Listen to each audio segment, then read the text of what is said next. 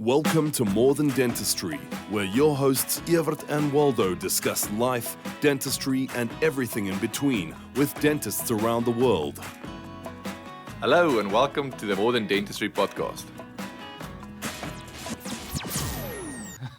I don't normally turn it on to start the day. I turn it on for special occasions like you, my friend. Oh, thank you very much. Yeah, well, it's really nice to get a hold of you. Let me just introduce myself. I'm Waldo Engelbrecht, and I have a podcast called More Than Dentistry, and our objective mainly is to educate dentists and around not just the normal dental stuff, but almost the soft, squishy stuff and the things that you are also quite passionate about. The soft, squishy stuff, huh? Yeah. So, Dike, I've listened quite a few podcasts that you've been on. You talk quite a bit about burnout. Can you maybe just tell us your story, where you began, and yes. Yeah. I'm a family practice doctor. I trained at Mayo in Minnesota and was in practice for 10 years. And at the age of 40, I burned out of my practice. And for me, it was kind of weird. It was a sensation that felt like somebody was choking me every day when I went into work. And I couldn't figure out what it was. It was kind of scary. And I took a sabbatical, shaved my head, did a bunch of yoga, took 30 days off, hoping it would go away, but it didn't. It came back immediately when I went back into work. So I actually only had one coping mechanism at the time, and I went in and I signed my resignation and I walked away from my medical career. And this was in 1999. And then I got trained to be a coach, an executive coach, and I've been coaching doctors and entrepreneurs ever since. And I started a company back in 2010 called the HappyMD. The HappyMD, it's a place where I created a coaching practice so I could coach burned out doctors. And because of the wave of burnout that's come through the physicians in the United States of America and has been tracked in the literature and all of that, we've been riding a little bit of a wave. It's sort of been like surfing since, because we've gotten a lot of traction in the healthcare industry here in the States. So at this point in time, I've got about 3,000 hours of one-on-one physician coaching experience. Yeah. And I've developed a line of trainings in a book that we've trained 40,000 doctors for 175 organizations. I've actually trained doctors from South Africa before. Okay, great. And I'm in contact with a couple of doctors down there that are putting together a burnout prevention conference. I think they're going to do it this year in 2020. So, awesome. Yeah. Dike, can you maybe let's just start off with the basics. What is burnout, and how would you feel when you are burnt out? If someone needs to have a form of reference, and then maybe what's the difference between burnout and stress? Well, the difference between burnout and stress is the sense that stress is something where you've got a big list of things that you need to do today, but it energizes you, and you say, "I'm gonna get this done. This is going to be awesome." Maybe you have a little bit of a celebration after. It's a sense of being able to cope with what's on your plate. And burnout is when you lose the ability to cope. You become pessimistic, exhausted, cynical, sarcastic, wonder what's the use in what you're doing. And those are actually the three main symptoms of burnout. Number one, physical and emotional exhaustion. Number two, cynical, sarcastic. Number three is what's the use? I'm not really making a difference here. And oftentimes when people are feeling burnout rather than simple stress, they have little voice in their head that will go off. And a couple of the common sayings of this little voice, one is, I'm not sure how much longer I can keep going like this. Yeah. And another common one here in the States is, maybe if I'm lucky, I'll get hit by a car on the way to work today, so I won't have to see patients. Yeah. And it's amazing how common it is. Yeah, I think I've probably been through that, and I actually had a case a couple of years ago, which I had that one notion of, I don't know how long I can go on like this, and I actually ran a trail run, and I falled and dislocated my shoulder, and I was out for 2 months. Oh no! Oh, no. So I also had like a forced sabbatical, but coming back, and then in that time trying to make new plans. How am I going to tackle practice? But it is difficult if you don't have any form of reference. Well, and one of the things that's true is that a sabbatical, a vacation, a retreat will never is not a cure for burnout. Because it'll give you some space. It'll allow you to recharge. It'll allow you to reset your set point. But if you don't come back and do things differently in your practice when you return, you'll just resume that downward spiral. Well, what is signs of burnout, if you can say, except for these voices in your head of saying, I can't handle this, what's... And the big three are the ones that I just mentioned: exhaustion, cynical and sarcastic about the people that you're meant to serve, and feeling like there's no purpose to your practice. You're really not making a difference. Those are the big three. Now, physical signs are, any one of a billion of them, right? So one of the things that's also true, and I don't know, I'm not a dentist, so I can't say what the experience of being trained as a dentist is, but the experience of being trained as a doctor is a pretty rough go. I call it a survival contest, right? They're going to push you beyond your limits just to see if you can take it, and you've got to show up and do the work. Because if at any point in time you say no, or you back off, or you don't show up for a shift when you're in medical school or residency, they're going to kick you out. Yeah. So what we learn to do in medical school and residency is to survive, to continue to show up no matter how exhausted you are. Because if you even think about stopping or slowing down, they're going to boot you out of the program. That's great if it's only 6 or 8 years worth of training. But if you're talking about your whole career stretching out in front of you, that sets you up for some really bad self-care habits. So doctors tend not to exercise very much or eat very well because they're always in the hospital seeing patients. Yeah. So we have to learn those kind of self-care habits. We have to learn how to take care of ourselves. And typically doctors don't learn that until they're recovering from their first episode of burnout. This sounds all too familiar, I must say. Well, no doubt, yeah. Now you're talking about self-care.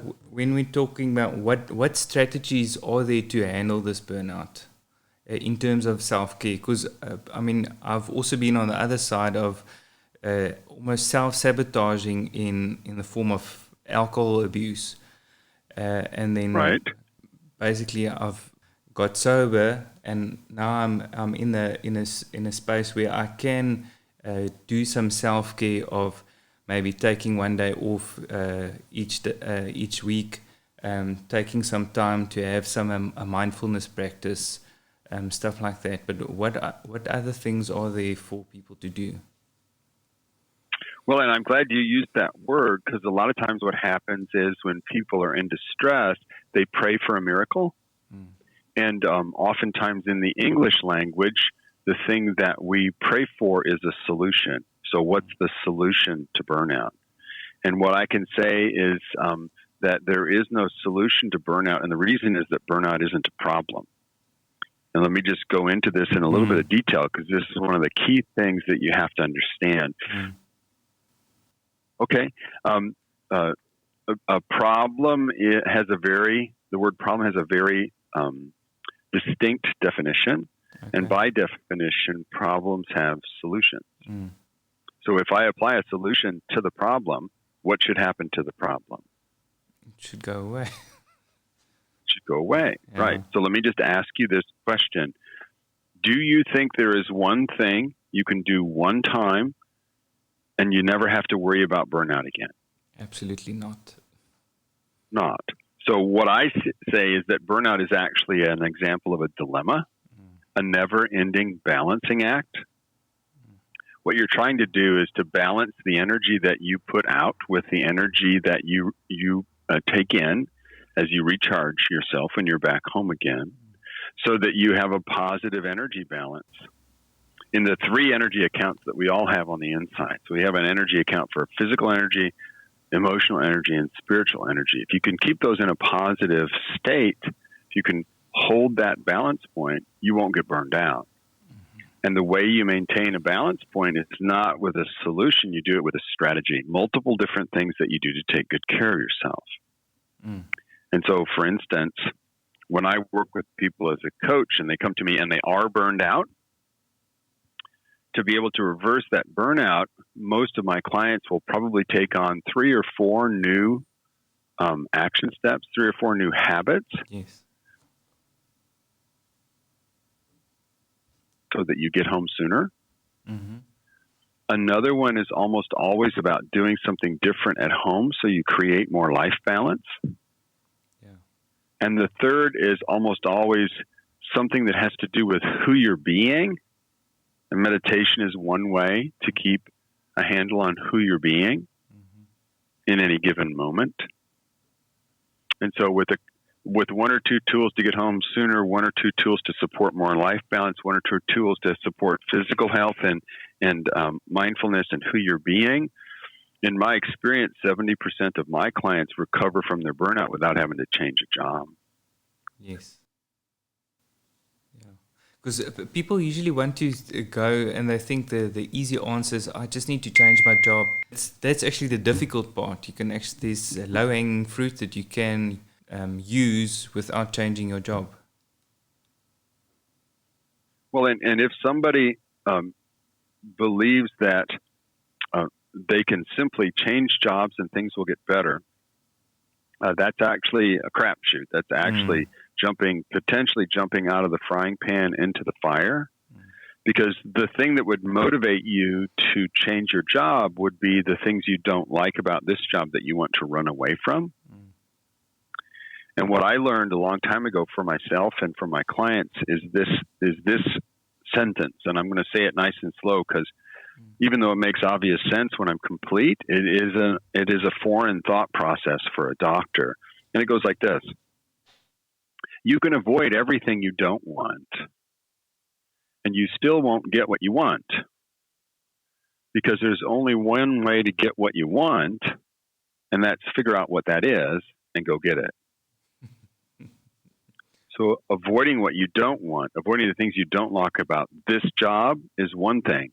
Yeah. But getting a job that you would enjoy, getting a job you would run toward, getting an ideal job is a completely different thought process. And so what I help people do is to, release their being upset with what's going on here right now and then build their own personal ideal practice description.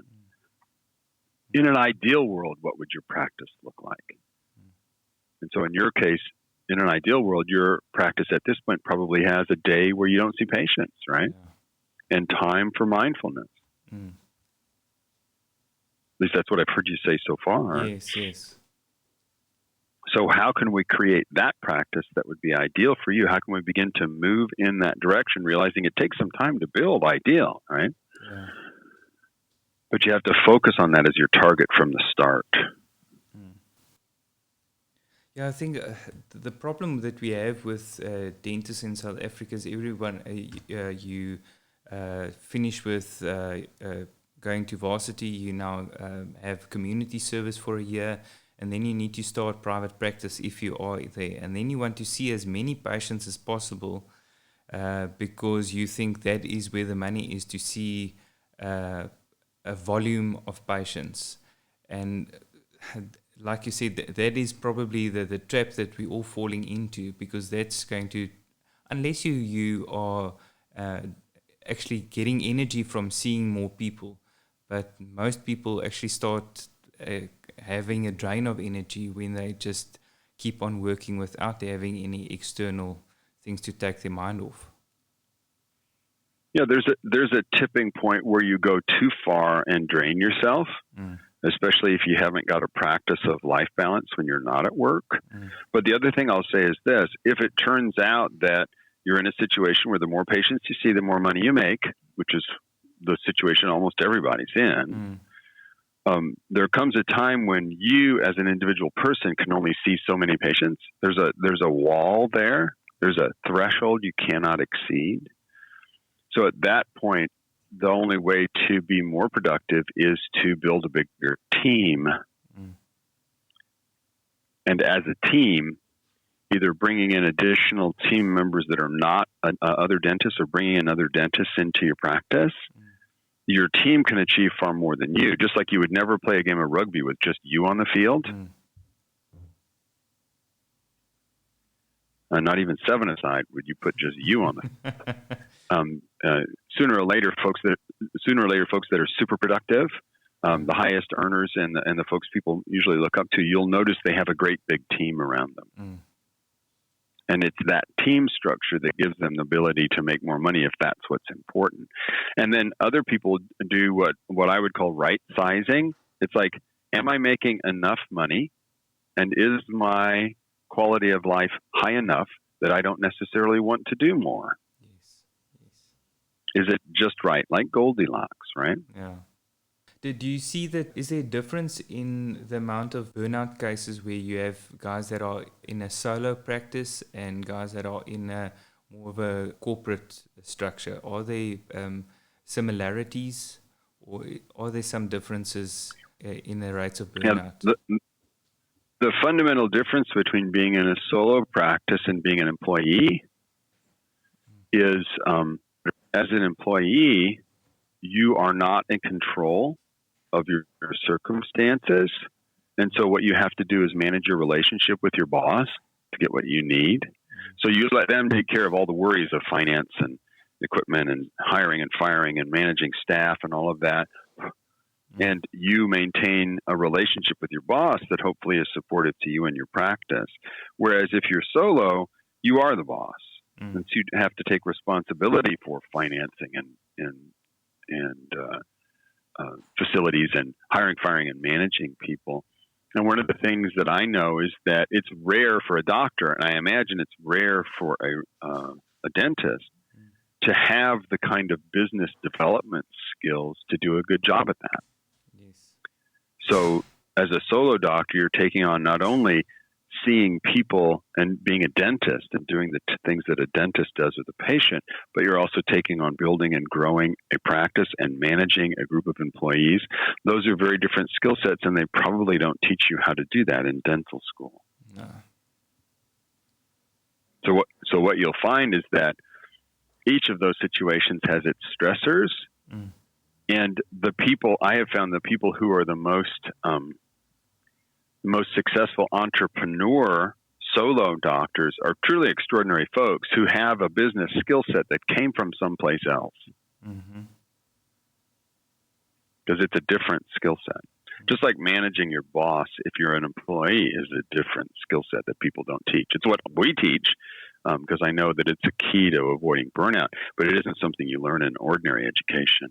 Can you maybe just elaborate on how do you, as your company, HappyMD, how do you work with your clients to get them to a state where they are happy and, let's say, in a homeostasis? Yeah, I mean, coaching is fairly simple. We've got 6 coaches here at the HappyMD. They're all physicians. They're all certified coaches. I've trained them all myself. We have a little learning community here. We actually just had our last mastermind call last night. And the first call is always free. It's called the Discovery Session, where you meet your coach and talk for about an hour. You get a strategic action plan for a way forward, and you two can decide whether or not you're going to work together as coach and coachee. And then we have several different packages of coaching, which is basically an hour-long phone call. Okay. It's about an hour-long phone call about twice a month to help you build your ideal practice description, build an action plan, and then to hold you accountable to the actions that you want to take to change whatever results you're getting in your career and in your life. When we say people are burnt out at work, are there other places in their life that they can also be burnt out? If there is... of course. Yeah. Yeah, of course. I mean, the number one place that is also can trigger burnout is being a parent. And so what you're looking for and what sets people up for burnout, and then I've got to go in just a couple of minutes here. What sets people up for burnout is where they are in a situation where they are putting someone else's interests ahead of their own. Okay. So, for instance, as a doctor, there's a prime directive that we operate under, which goes, the patient comes first.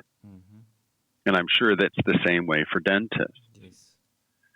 As a parent, there are going to come times where you put your children first. And the challenge is at that time when you're asked to give to your patients or to your family, if you aren't full up on your energy tank, right?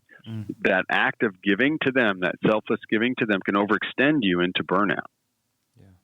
So any place in which you're putting some other priority ahead of your own consistently, like parenting. Yeah. I mean, just imagine that you're a parent of a special needs child, and at the same time, you're taking care of a frail elderly parent. And you're caregiving all day long and putting these people ahead of you because they demand more attention than you do as a healthy adult. That's a setup for burnout, especially if you also happen to be a doctor and you have patients too, or a dentist and you have patients too.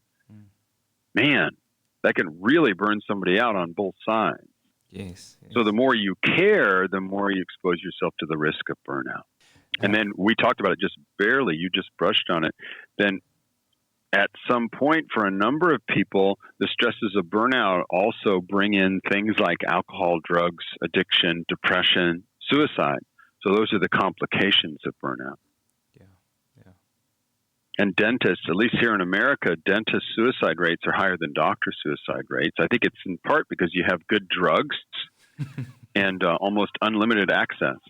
Dike, just maybe just last words from you. If you can just tell us maybe where can people find you, and then just your last message that you would like to get out there.